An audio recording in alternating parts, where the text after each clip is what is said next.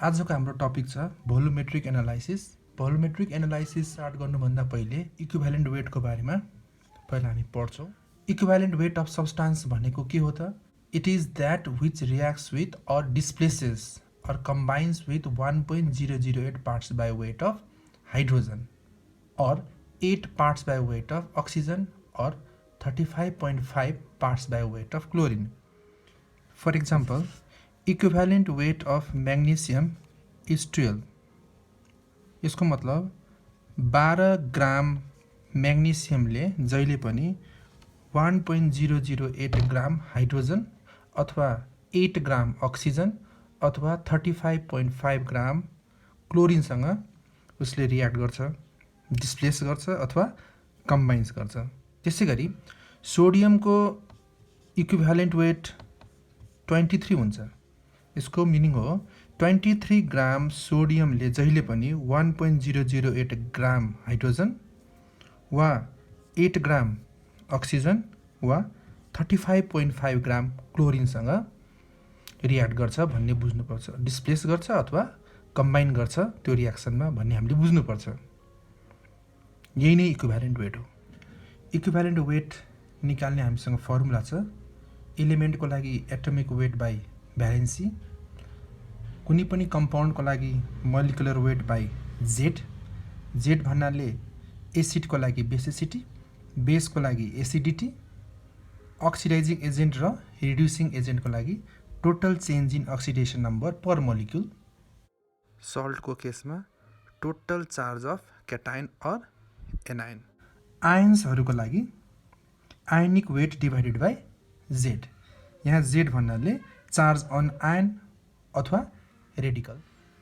Equivalent वेटसँग related केही क्वेसनहरू प्र्याक्टिस गरौँ। यहाँ इक्विभ्यालेन्ट वेट निकाल्न सोधिएको छ। म्याग्नेसियम इलिमेन्ट हो, सोडियम पनि इलिमेन्ट हो, अल्मुनियम पनि इलिमेन्ट हो। अब इलिमेन्टको लागि हामीसँग फर्मुला के छ त? एटमिक वेट बाई भ्यालेन्सी छ। त त्यही फर्मुला लगाउँ न त। अब 1 नम्बर हेरौँ। म्याग्नेसियमको equivalent weight E equals A upon B। Atomic weight कति भयो त्यसको? 24, भ्यालेन्सी 2, सो एन्सर इज के त? 12। 2 नम्बरको पनि हामी निकाल्न सक्छौँ। सोडियमको एटमिक वेट 23, भ्यालेन्सी त 1 हो, त्यही भएर इक्विभ्यालेन्ट वेट कति आयो त? 23 आयो। त्यस्तै हामी अल्मुनियम पनि निकाल्न सक्छौँ। अल्मुनियमको एटमिक वेट 27 हो, अल्मुनियमको भ्यालेन्सी कति हो? 3 हो, त्यही भएर इक्विभ्यालेन्ट वेट कति आयो त? 9 आयो। त्यसै गरी हामी सल्फ्युरिक एसिडको पनि निकाल्न सक्छौँ, एसएलको पनि निकाल्न सक्छौँ। यो दुईवटा त एसिड भयो। एसिडको लागि हामीसँग फर्मुला के छ त? Molecular weight by Z.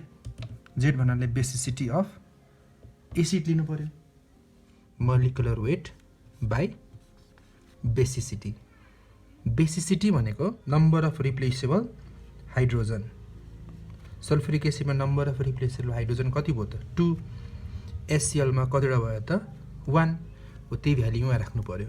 हामीले equivalent weight of sulphuric acid निकाल्नु पर्यो भने यसको मोलिकुलर वेट निकाल्ने। मोलिकुलर वेट हामीले निकाल्यो भने कति हुन्छ त? हाइड्रोजनको 1, सबैको एटमिक वेट जोड्दै जाने त हो नि। 1 × 2 प्लस सल्फर 32 प्लस अक्सिजन 16, 4 जा 64 र बेसिसिटी हामीसँग कति छ? 2 छ। 98/2 भनेको 49। त्यसै गरी हामी 5 नम्बर पनि निकाल्न सक्छौँ। Same formula. Molecular weight 135.5, number of replaceable hydrogen जसलाई हामी बेसिसिटी भन्छौँ, यसो कति छ? 1, त्यही भएर यसको एन्सर 36.5। अब 6 नम्बरको हेरौँ। एनएओएचको इक्विभ्यालेन्ट वेटमा पनि सेम फर्मुला लगाउँछौँ हामी, मोलिकुलर वेट बाई जेड। तर यहाँ जेड भनेको बेसको लागि चाहिँ एसिडिटी अफ बेस। एसिडिटी भन्नाले नम्बर अफ रिप्लेसेबल हाइड्रोक्साइड हेर्नु पर्यो। नम्बर अफ रिप्लेसेबल हाइड्रोक्साइड यहाँ कतिवटा छ? एउटा छ। त्यही भ्यालु यहाँ पुट गर्नु पर्यो। मोलिकुलर वेट अफ एनओएच भनेपछि अब निकालौँ। सोडियमको एटमिक वेट 23, अक्सिजनको 16, हाइड्रोजनको 1, सो टोटल कति हुन गयो? 40। नम्बर अफ रिप्लेसेबल हाइड्रोजन जसलाई हामी के भन्छौँ? एसिडिटी भन्छौँ, 1। 40 is the equivalent weight of sodium hydroxide. 7 नम्बरको लागि पनि E equals to molecular weight by Z. Sodium carbonate salt भएको कारणले गर्दा सल्टको इक्विभ्यालेन्ट वेट निकाल्ने फर्मुला के भयो त हामीसँग? Molecular weight divide by Z. Z भनेपछि सल्टको लागि के गर्नु पर्यो total charge of cation or anion of salt केटाइनको चार्ज लिए पनि भयो अथवा एनाइनको चार्ज लिए पनि भयो र भ्यालु पुट गरौँ सोडियम कार्बोनेटको मोलिकुलर वेट निकालो 2 × 23 प्लस कार्बनको 12 16 अक्सिजनको इन्टु 3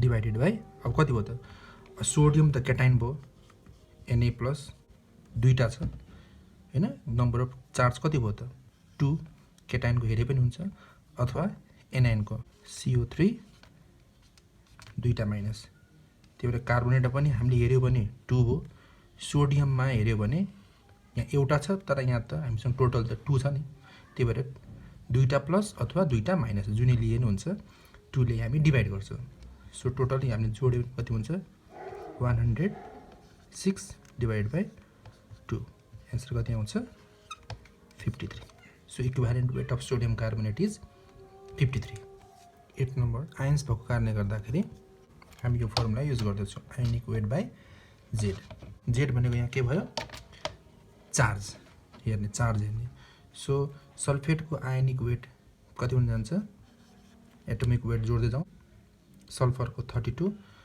अक्सिजनको 16 × 4 टोटल चार्ज यहाँ कति छ हामीसँग आयनमा 2 छ यो सबै जोड्दै गयो भने 96 डिवाइड बाई 2 भनेको 48 त्यस्तै हामी क्लोराइडको पनि निकाल्न सक्छौँ 9 नम्बरमा हेर क्लोरिन 35.5 चार्ज कति भयो त 1 सो आन्सर कति आयो 35.5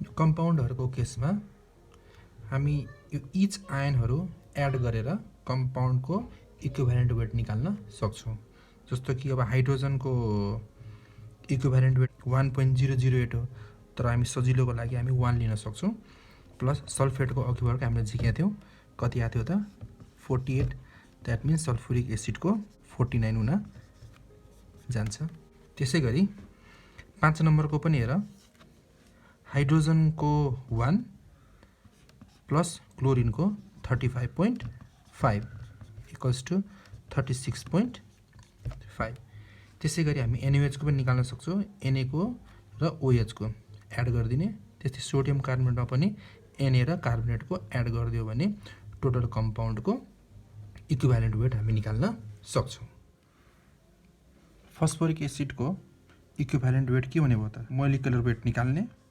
त्यसपछि हामीले एसिड हो यसको बेसिसिटीले डिवाइड गर्ने so equivalent weight of phosphoric acid कति हुन गयो त molecular weight divide by basicity यसमा कति हुन्छ 3 यो 10 नम्बरको हैन त्यस्तै गरी हामीले 11 नम्बरको निकाल्नु पर्यो भने मोलिकुलर वेट निकाल्ने हैन र यसको बेसिसिटी डिवाइड गर्ने यसको बेसिसिटी यहाँ 3 लेख्यो भने त्यो रङ हुन्छ त्यस्तै गरी हामीले molecular weight divide by basicity यहाँ 3 लेख्यो भने त्यो पनि रङ हुन्छ यहाँ हामीले 3 देख्यो भन्दैमा अथवा यहाँ 3 देख्यो भन्दैमा यसको बेसिसिटी 3 नै हुन्छ भन्ने जरुरी छैन हाम्रो डेफिनेसनले नै के भन्छ बेसिसिटी भनेको replaceable hydrogen how much hydrogen is there त्यो इम्पोर्टेन्ट कुरा हैन त्यहाँ जतिवटा हाइड्रोजन हुन्छ त्यसमध्ये कतिवटा रिप्लेसेबल छ त्यो इम्पोर्टेन्ट कुरा हो त त्यसको लागि हामीले लुइस स्ट्रक्चर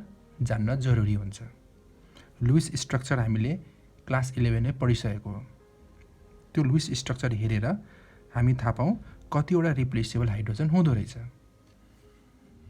यहाँ लुइस स्ट्रक्चर हेरौँ फस्फोरिक एसिडको यहाँ रिप्लेसेबल हाइड्रोजन कति रहेछ त हामीसँग यहाँ 3टा छ यहाँ 2टा छ यहाँ एउटा मात्र छ कसरी चिन्ने त रिप्लेसेबल हाइड्रोजन अक्सिजनसँग अट्याच भएको जुन हाइड्रोजन छ त्यो रिप्लेसेबल हाइड्रोजन हो तर फस्फोरससँग अट्याच भएको जुन हाइड्रोजन छ त्यो रिप्लेसेबल हाइड्रोजन होइन किनभने अक्सिजन के छ मोर इलेक्ट्रोनेगेटिभ छ र हाइड्रोजन जो मोर इलेक्ट्रोनेगेटिभ एटमसँग अट्याच भएको हुन्छ त्यो चाहिँ रिप्लेसेबल हुने गर्छ त्यही भएर फस्फोरसको ऑक्सी एसिड कम्पाउन्ड को इक्विभ्यालेन्ट वेट निकाल्नु पर्यो भने जहिले पनि हामीहरूले P सँग अट्याच भएको H होइन कि OH बन्डलाई हामीले अब्जर्भ गर्नुपर्ने हुन्छ।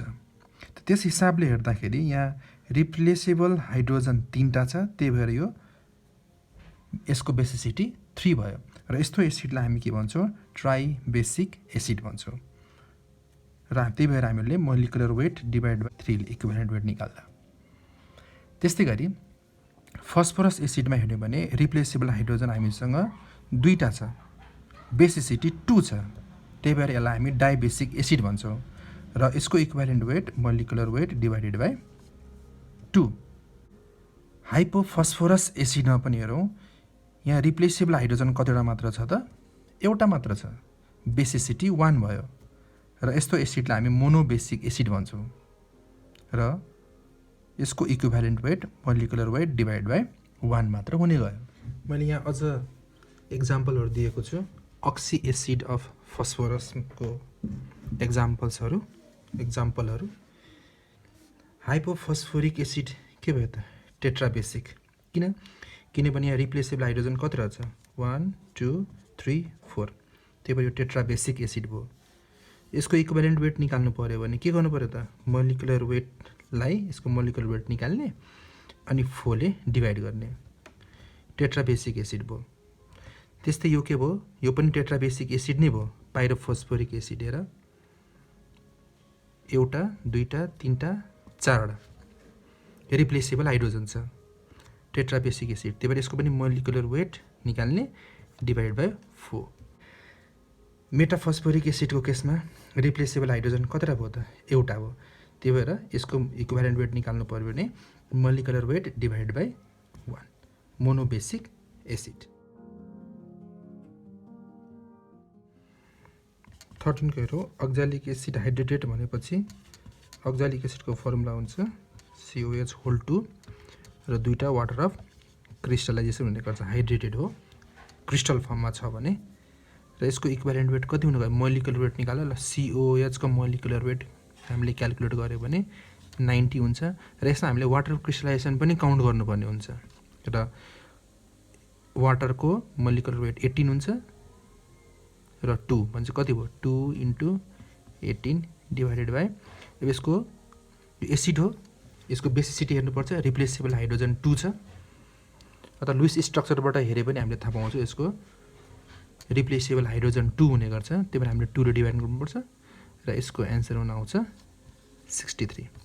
तर हामीले एउटा कुरामा के केयरफुल हुनुपर्छ भने यदि अक्जालिक एसिड मात्रै भनेको भए, COOH2 मात्र भनेको भए हामीले चाहिँ कति राख्नु पर्थ्यो? 90 डिभाइडेड बाई 2 नै राख्नुपर्ने हुन्थ्यो र कति एन्सर आउँथ्यो यसको? 45। 14 नम्बरको सोडियम कार्बोनेट मोनोहाइड्रेट Na2CO3H2, यो पनि त्यही प्रकारले गर्नु पर्यो, मोलिकुलर वेट निकाल्दाखेरि दुईटैको सम गर्ने अनि डिभाइडेड बाई चार्ज भने चाहिँ कति हुन आउँछ? सोडियम कार्बोनेटको मोलिकुलर वेट हामीले अघि निकालेकै हो, 106 + 18 डिभाइडेड बाई चार्ज हेर्ने। अब यो सोडियम कार्बोनेटमा चार्ज हेर्ने, वाटर क्रिस्टलाइजेसन हामीले त काउन्ट त गऱ्यो हैन, सोडियम कार्बोनेटमा हेर्ने टोटल चार्ज केटायनको हेर अथवा एनायनको हेर। केटायनको हेऱ्यो भने Na प्लस भयो, तर हामीसँग 2टा भएको कारणले गर्दाखेरि 2 ले डिभाइड गर्नु पर्यो यहाँ, अथवा हामीले कार्बोनेट हेरे पनि हुन्छ, CO3-,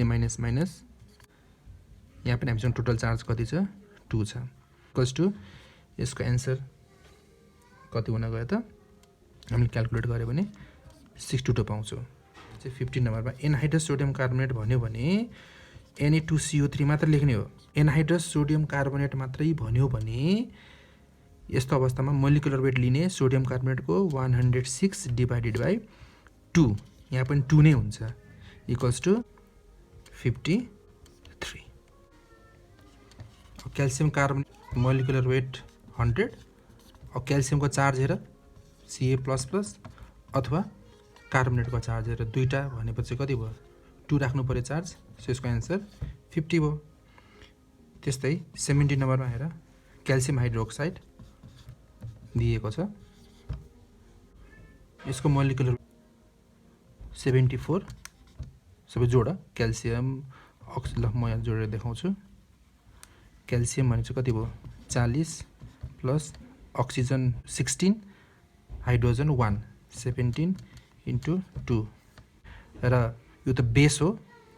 रिप्लेसेबल OH हेर्नुपर्ने हुन्छ। रिप्लेसेबल OH हामीसँग कतिवटा छ? 2टा छ। त्यही भएर एसिडिटी बेसको केसमा हामीले एसिडिटी भन्नुपर्छ। एसिडिटी अफ बेस 2 हुन गयो र यस्तो बेसलाई हामी डाई एसिडिक बेस भन्छौँ र यसको एन्सर कति हुने भयो त 37। 18 नम्बरमा एमोनियम हाइड्रोक्साइड NH4OH 35 मोलिकुलर वेटको रिप्लेसेबल OH एउटा छ। यस्तोलाई हामी भन्छौँ मोनो एसिडिक बेस भन्छौँ। एन्सर कति आयो 35।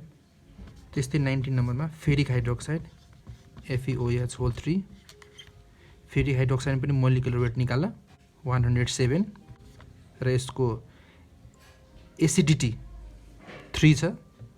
यसलाई भन्छ ट्राई एसिडिक बेस भन्छौँ र यसको एन्सर कति हुन आउँछ क्याल्कुलेट गऱ्यो भने 35.7।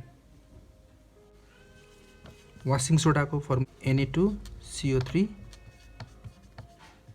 10H2O यसको पनि मोलिकुलर वेट निकाल र यसको निकाल जोड 106 + 10 × 18 डिवाइड बाई टोटल चार्ज सोडियममा आइदर क्याटाइन अर एनाइन 2 ले डिवाइड गर एन्सर कति आउँछ 62।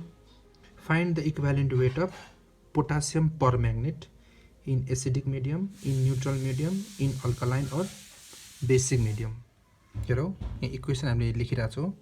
इन एसिडिक मिडियम भन्छ हामीले एसिड यहाँ सल्फ्युरिक एसिड राखेको छौँ। KMnO4 + sulphuric acid gives K2SO4 MnSO4 water र नेसेन्ट अक्सिजन हो। यो हामीले पार्सल इक्वेसन जस्तो गरेर लेखिरहेको छौँ र यसमा हामीले इक्विभ्यालेन्ट वेट निकाल्नु पर्यो भने so equivalent weight of KMnO4 molecular weight of KMnO4 divide by Z भनेको के भयो त total change in oxidation number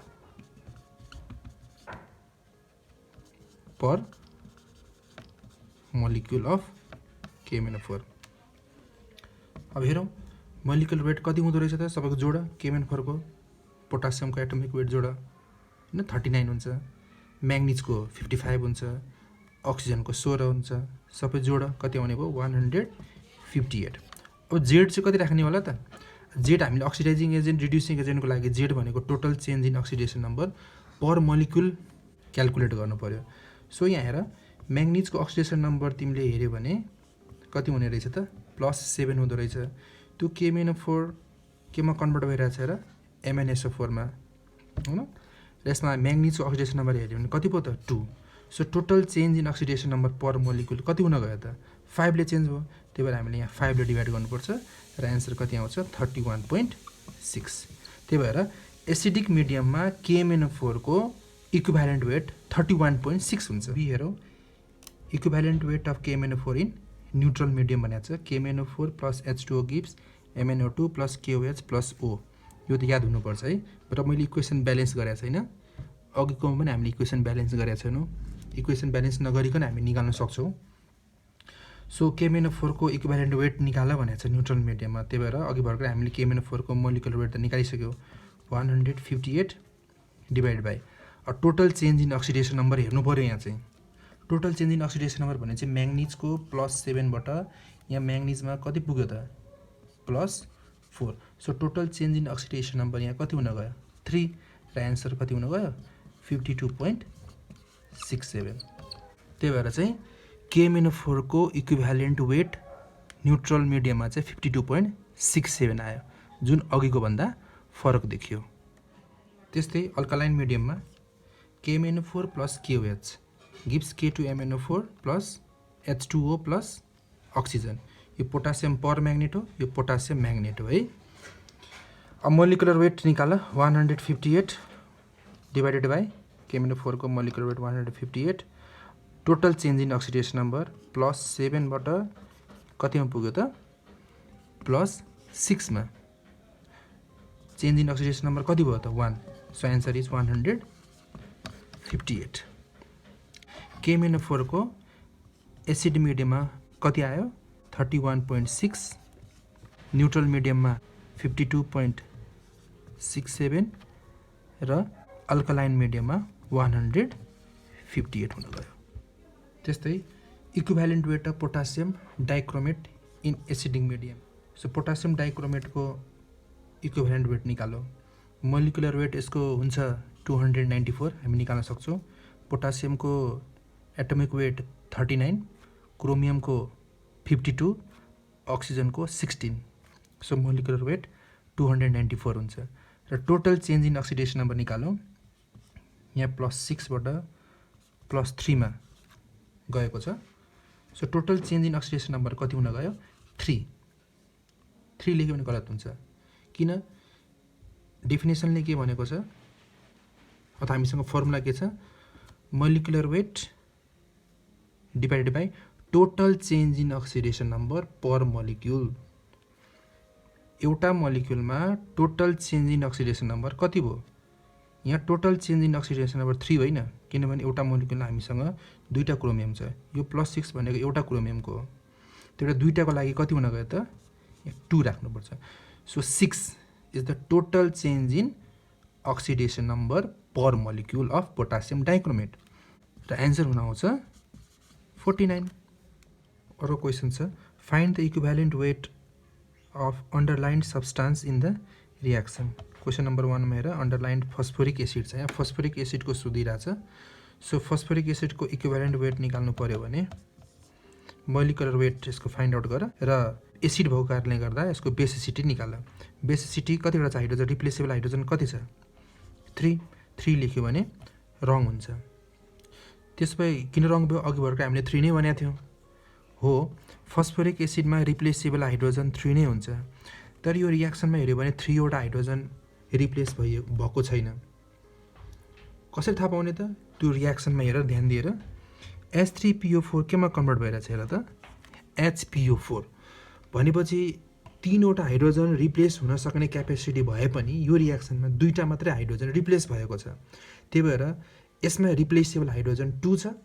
त्यही भएर यहाँ हामी 3 राख्दैनौँ, यहाँ हामी 2 राख्छौँ। सो इक्विभ्यालेन्ट वेट भनेको यहाँ चाहिँ फस्फोरिक एसिडको मोलिकुलर वेट डिभाइडेड बाई 2। त्यसै गरी 2 नम्बरमा हेरौँ, इक्वेसन यहाँ ब्यालेन्स नै छ। ब्यालेन्स नभए पनि हामी यहाँ सल्फ्युरिक एसिडको सोधिरहेको छ, हामी निकाल्न सक्छौँ। सल्फ्युरिक एसिडको इक्विभ्यालेन्ट वेट निकाल्नु पर्यो भने मोलिकुलर वेट निकाल, हैन? मोलिकुलर वेट हामीले अघि भर्खर निकालेको हो, 98 आउँछ, डिभाइडेड बाई बेसिसिटी। बेसिसिटी यहाँ कति छ? 2 छ। यहाँ हामी 2 नै राख्ने हो, किनभने हेर रियाक्सनले पनि त्यही भनेको छ, रिप्लेसेबल हाइड्रोजन 2 नै भएर 2 नै छ। H2SO4 केमा कन्भर्ट भइरहेछ? SO4 मा। भन्नुको मतलब यसले 2टा हाइड्रोजन रिप्लेस गरिरहेछ। त्यो 2टा हाइड्रोजन कसले एब्जर्भ गरिरहेछ त? सोडियम हाइड्रोक्साइडको OH ले एब्जर्भ गरेर वाटरमा गएको हो कि। सो यसको बेसिसिटी हामी यहाँ 2 राख्न सक्छौँ। क्वेसन नम्बर 3 मा हेर्ने हो भने सल्फ्युरिक एसिडको equivalent weight, molecular weight of sulphuric acid 98 divided by 1 राख्नुपर्ने हुन्छ। यहाँ हामीले 2 राखेका थियौँ, तर 1 किन? यो रियाक्सनमा चाहिँ एउटा मात्रै हाइड्रोजन रिप्लेस भएको छ। जस्तै H2SO4 केमा गएको छ? HSO4 मा। यहाँ रिप्लेस्ड भएको एउटा मात्रै छ। सो यसको बेसिसिटी यहाँ 1 मात्र देखियो यो रियाक्सनमा चाहिँ। त्यही भएर हामीले यहाँ 1 राख्छौँ। सो 98 डिभाइडेड बाई 1 हुन्छ, यहाँ 98 डिभाइडेड बाई 2 हुन्छ। अब ग्राम इक्विभ्यालेन्ट वेटको कुरा गरौँ। एउटा एक्जाम्पल हेरौँ। अब यो इक्वेसनले के भन्छ? 1 मोल HCl reacts with 1 mole of NaOH। अब मोल कन्सेप्ट अनुसार जुन हामीले 11 क्लासमा पढ्यौँ, 1 मोल HCl भनेको 36.5 ग्राम हुन्छ। त्यस्तै NaOH 1 मोल भनेपछि कति भयो त? 40 ग्राम। र हामीले के थाहा पायो भने HCl को इक्विभ्यालेन्ट वेट कति रहेछ त? 36। र NaOH को इक्विभ्यालेन्ट वेट कति रहेछ त? 40, जुन हामीले अगाडि पढिसकेका छौँ। भन्नुको मतलब यदि यो HCl को इक्विभ्यालेन्ट वेट 36.5 हो भने अर्को पनि इक्विभ्यालेन्ट वेट कति हुन्छ? NaOH को 40 हुन्छ। यो यदि इक्विभ्यालेन्ट वेट हो भने यो पनि के हुन्छ? इक्विभ्यालेन्ट वेट नै हुने गर्छ। अर्को एक्जाम्पल, NaOH र सल्फ्युरिक एसिड बिचको रियाक्सन हेरौँ। यो ब्यालेन्स्ड इक्वेसन छ। यो ब्यालेन्स्ड इक्वेसनले के भन्छ? 2 मोल्स NaOH ले 1 मोल H2SO4 सँग रियाक्ट गर्छ।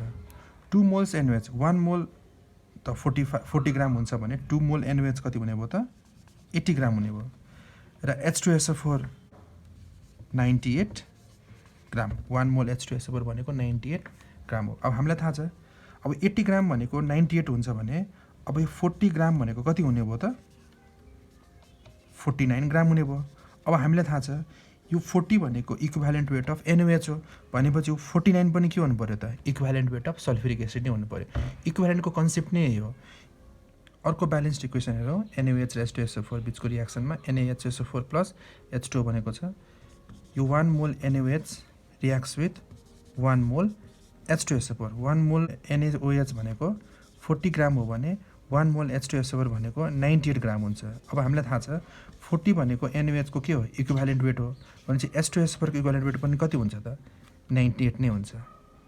यसबाट हामीले के बुझ्यौँ फर्मुलाबाट पनि हामीले सिक्यौँ र इक्वेसन ब्यालेन्स्ड गरेर पनि इक्विभ्यालेन्ट वेट हामीले निकाल्न सिक्यौँ। कुनै पनि इक्विभ्यालेन्ट वेटलाई यदि हामीले ग्राममा एक्सप्रेस गर्यो भने त्यसलाई हामी 1 ग्राम इक्विभ्यालेन्ट वेट भन्छौँ। So 1 gram equivalent weight of NaOH भन्यो भने कति हुन्छ भनेर बुझ्नु पर्यो भने यसको इक्विभ्यालेन्ट वेट कति हो NaOH को 40 हो त्यसलाई ग्राममा एक्सप्रेस गर्यो भने 40 gram is the 1 gram equivalent weight of NaOH। त्यस्तै गरेर 2 gram equivalent weight of NaOH भन्यो भने कति हुने भयो त 2 × 40 ग्राम हुने भयो। त्यही अनुसारले 3 gram equivalent weight of NaOH भन्यो भने 3 × 40 ग्राम हुन्छ भन्ने बुझ्नुपर्छ। 1 ग्राम इक्विभ्यालेन्ट वेट भनेको वास्तवमा के रहेछ त इक्विभ्यालेन्ट वेट एक्सप्रेस्ड इन ग्राम। जस्तो यहाँ सल्फ्युरिक एसिडको इक्विभ्यालेन्ट वेट कति देखिएको छ 98 यो भयो 1 gram equivalent weight of sulphuric acid. So 2 gram equivalent weight of sulphuric acid भन्यो भने 98 × 2 गर्नु पर्यो। 3 gram equivalent weight of sulphuric acid भन्यो भने चाहिँ 3 × 98 भन्नु पर्यो। त्यही भएर 1 gram equivalent weight of substance equals to equivalent weight expressed in gram. Number of gram equivalent weight of substance निकाल्ने हामीसँग फर्मुला छ NE number of gram equivalent weight equals to weight divided by equivalent weight. Weight ग्राममा हुनुपर्छ।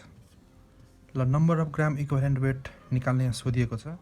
We know that 40 gram of NaOH is 1 gram equivalent weight of NaOH। 40 भनेको equivalent weight हो त्यसलाई ग्राममा express गर्यो भने त्यो 1 gram equivalent weight of NaOH हुन जान्छ। देयरफोर अब कतिको सोधेको छ 4 को सोधेको छ 1 को निकाल्दा युनिटरी मेथड युज गरेर 1/40 देयरफोर 4 ग्राम भनेको कति भयो त 4/40 ग्राम ग्राम होइन 4/40 ग्राम इक्विभ्यालेन्ट वेट अफ NaOH। यो भनेको कति हुँदो रहेछ त 0.1 हुँदो रहेछ। सो हामी यसो मेन्टली क्यालकुलेसन पनि गर्न सक्छौँ। 40 ग्राम भनेको 1 ग्राम इक्विभ्यालेन्ट वेट हुन्छ भने 4 ग्राम भनेको कति हुने भयो त 0.1 हुने भयो। अथवा डाइरेक्ट हामी फर्मुला पनि निकाल्न सक्छौँ NE equals to W/E। W दिएकै छ 4 ग्राम यो W ग्राममा हुन्छ इक्विभ्यालेन्ट वेट 40 हो सो 4/40। डाइरेक्ट फर्मुला पनि हामी युज गर्न सक्छौँ युनिटरी मेथड पनि युज गर्न सक्छौँ। त्यस्तै 2 नम्बरको सोल्युसन हेरौँ। सोडियम कार्बोनेटको इक्विभ्यालेन्ट वेट कति हुन्छ हामीले अघि क्यालकुलेट गरेका थियौँ 53 हुन्छ। So 53 gram of sodium carbonate भनेको के भने भयो 1 gram equivalent weight of sodium carbonate.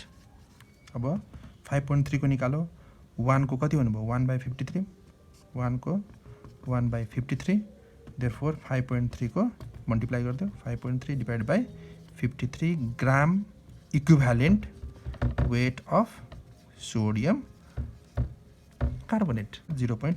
So direct पनि निकाल्न सक्छौँ NE equals to W/E formula लगायो भने एन्सर 0.1 नै आउँछ। त्यस्तै 27 ग्राम अफ अल्मुनियम भनेको नम्बर अफ ग्राम इक्विभ्यालेन्ट कति हुने भयो त हामी यतिकै मेन्टली पनि क्यालकुलेसन गर्न सक्छौँ। अल्मुनियमको इक्विभ्यालेन्ट वेट 9 हो। सो 9 ग्राम भनेको 1 gram equivalent weight of aluminium हुन्छ भने अब 27 भनेको कति हुने भयो त 3 हुने भयो। सो यसको एन्सर कति हुन्छ 3 हुन्छ।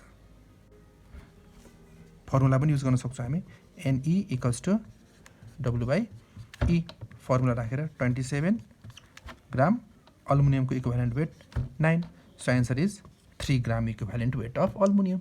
अथवा युनिटरी मेथड पनि हामी युज गर्न सक्छौँ। So since 9 gram of aluminum equals 1 gram equivalent weight of aluminium therefore 1 को लागि कति भयो 1/9 देयरफोर 27 को लागि 27/9 हुने भयो सो आन्सर इज 3 त्यसै गरी 4 को number of gram equivalent weight Ne equals to WE 230 gram divided by equivalent weight sodium को इक्विभ्यालेन्ट वेट 23 सो आन्सर कति आयो 10 अब हामी युनिटरी मेथड पनि युज गर्न सक्छौं since 23 gram of sodium equals to 1 gram equivalent weight of sodium therefore 1 भनेको 1/23 therefore 230 भनेको 230 divided by 23 equals to 10 gram equivalent weight of sodium. Law of equivalence. Law of equivalence भनेको for complete reaction number of gram equivalent weight of A number of gram equivalent weight of B जहिले equal नै हुन्छ suppose यहाँ product C र D पनि बनिरहेको छ भने त्यसको हामीले number of gram equivalent weight निकाल्यो भने C र D दुईटैको यिनीहरु सबै एकअर्कामा के हुने गर्छ इक्वल नै हुने गर्छ र यसलाई ल अफ इक्विभ्यालेन्स भन्छ भन्नुको मतलब number of gram equivalent weight of A number of gram equivalent of B त्यस्तै C र D एकअर्कामा इक्वल हुन्छ यसैलाई ल अफ इक्विभ्यालेन्स भनिन्छ हेरौँ एक्जाम्पलमा यो 1 मोल हो यो पनि 1 मोल हो यो भनेको 40 ग्राम हो यो भनेको 36.5 ग्राम हो 40 भनेको इक्विभ्यालेन्ट वेट हो त्यो भनेको 1 gram equivalent weight of NaOH 36.5 भनेको पनि इक्विभ्यालेन्ट वेट अफ HCl को त्यो भनेको 1 gram equivalent weight of HCl हो यदि यो 80 भयो भने यो कति हुने भयो 36.5 इन्टु 273 40 ग्राम भनेको 1 gram equivalent weight of NaOH हो भने 80 ग्राम भनेको 2 gram equivalent weight of NaOH हो 36.5 ग्राम भनेको 1 gram equivalent weight of HCl हो भने 73 भनेको 2 gram equivalent weight of HCl हो त्यही भएर यदि यो 1 ग्राम इक्विभ्यालेन्ट वेट हुन्छ भने यो पनि कति हुने गर्छ 1 ग्राम इक्विभ्यालेन्ट वेट नै हुने गर्छ यदि यो 2 ग्राम इक्विभ्यालेन्ट वेट हुन्छ भने यो पनि 2 ग्राम इक्विभ्यालेन्ट वेट नै हुनुपर्छ त्यस्तै गरी यसमा पनि त्यही नियम लगाउन सकिन्छ यसलाई नै भनिन्छ ल अफ इक्विभ्यालेन्स यो number of gram equivalent weight यसको जति छ NaOH को HCl को पनि number of gram equivalent weight same हुन्छ त्यस्तै यो इक्वेसनमा हेरौँ 2 मोल्स NaOH ले 1 मोल H2SO4 सँग रिएक्ट गरेर सोडियम सल्फेट र वाटर फर्म गरिरहेछ इक्वेसन ब्यालेन्स्ड फर्म हामीले लेखिरहेछौँ 2 मोल्स NaOH ले 1 मोल H2SO4 सँग रिएक्ट गरिरहेछ भन्नुको मतलब यो कति भयो त 80 ग्राम NaOH ले 98 ग्राम सल्फ्युरिक एसिड सँग रिएक्ट गरिरहेछ अब 80 ग्राम भनेको number of gram equivalent weight कति हुन्छ त अघि भर्खर निकालेको थियो हामीले 1 ग्राम इक्विभ्यालेन्ट वेट भनेको 40 ग्राम हुन्छ भने 2 ग्राम इक्विभ्यालेन्ट वेट भनेको त 80 हुन्छ यो भने कति रहेछ त यो number of gram equivalent weight कति रहेछ त 2 रहेछ हो भने सल्फ्युरिक एसिडको number of gram equivalent weight पनि कति हुनुपर्छ त 2 नै हुनुपर्छ निकाल्यो 98 gram 49 is the equivalent weight of H2SO4 किनभने यहाँ बेसिसिटी 2 छ हैन र कति ग्राम भनेको छ 98 भनेको छ सो यसमा कति आयो त 2 नै आयो त्यही भएर number of gram equivalent weight of NaOH र number of gram equivalent weight of H2SO4 जहिले पनि के हुन्छ बराबर नै हुन्छ तर मोल्स इक्वल हुन पनि सक्छ नहुन पनि सक्छ फर अ कम्प्लिट रिएक्सन तर number of gram equivalent weight for a complete reaction they are always equal this is called law of equivalence law of इक्विभ्यालेन्सकै कन्सेप्टमा रहेर हामी भोल्युमेट्रिक एनालाइसिसको न्युमेरिकल प्रब्लम्स सल्भ गर्छौँ